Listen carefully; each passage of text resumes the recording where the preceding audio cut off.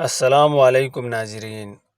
ایک بار جبرائیل علیہ السلام نبی کریم صلی اللہ علیہ وسلم کے پاس آئے تو آپ صلی اللہ علیہ وسلم نے دیکھا کہ جبرائیل علیہ السلام کچھ پریشان ہے۔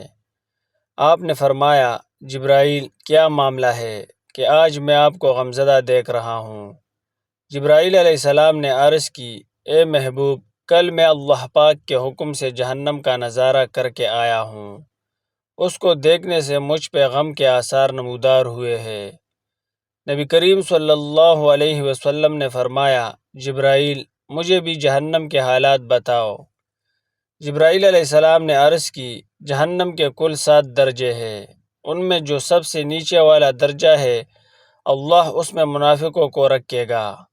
اس سے اوپر والے چھٹے درجے میں اللہ تعالی مشرک لوگوں کو ڈالیں گے۔ اس سے اوپر 5ویں درجے میں اللہ سورج اور چاند کی پرستش کرنے والوں کو ڈالیں گے۔ چوتھے درجے میں اللہ پاک آتش پرست لوگوں کو ڈالیں گے۔ تیسرے درجے میں اللہ پاک یہود کو ڈالیں گے۔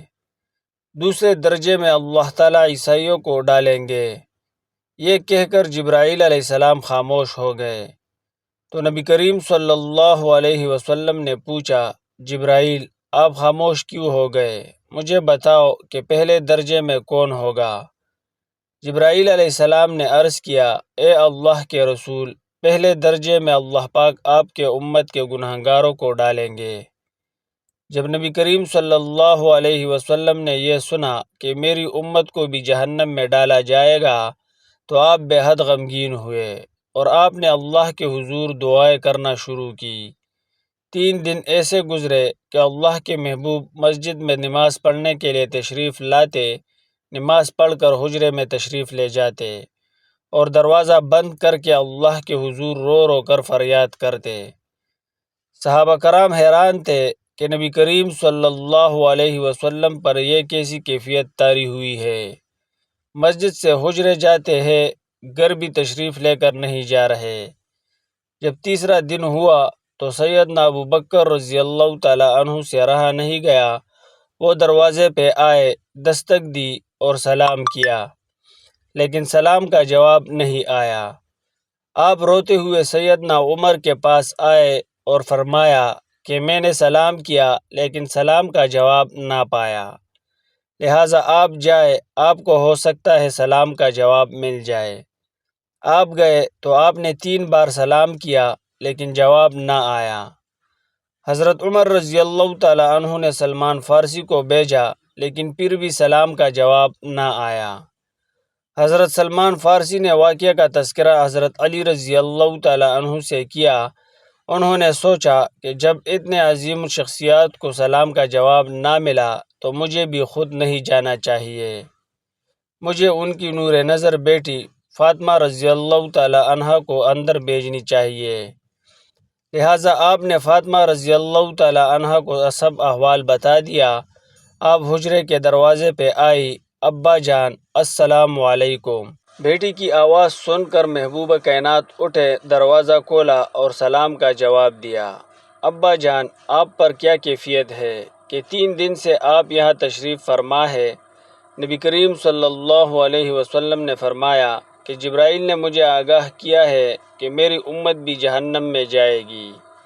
فاطمہ بیٹی، مجھے اپنے امت کے گنہگاروں کا غم کائے جا رہا ہے اور میں اپنے مالک سے دعائیں کر رہا ہوں کہ اللہ ان کو معاف کر اور جہنم سے بری کر۔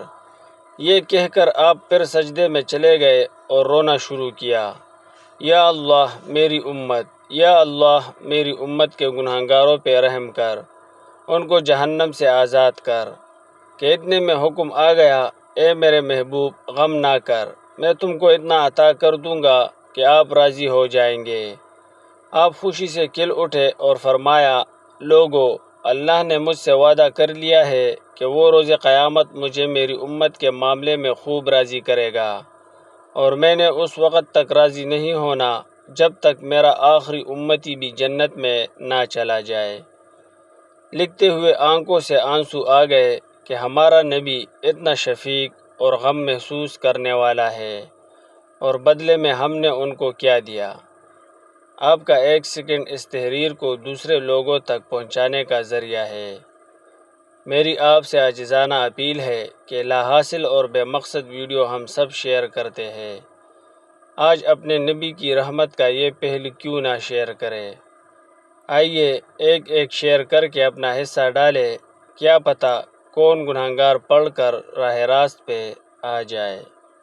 دوستو ویڈیو کو لائک کرے، کمنٹ کرے، چینل کو سبسکرائب کرے، نوٹیفیکیشن آل کے نشان پر کلک کرے تاکہ آنے والی نئی ویڈیو سب سے پہلے آپ تک پہنچے۔ دوستو اگر ویڈیو معلوماتی لگی ہو تو ویڈیو کو لائک اور کمنٹ کرے، چینل کو سبسکرائب کرے، نوٹیفیکیشن آل کے نشان پر کلک کرے تاکہ آنے والی نئی ویڈیو سب سے پہلے آپ تک پہنچے۔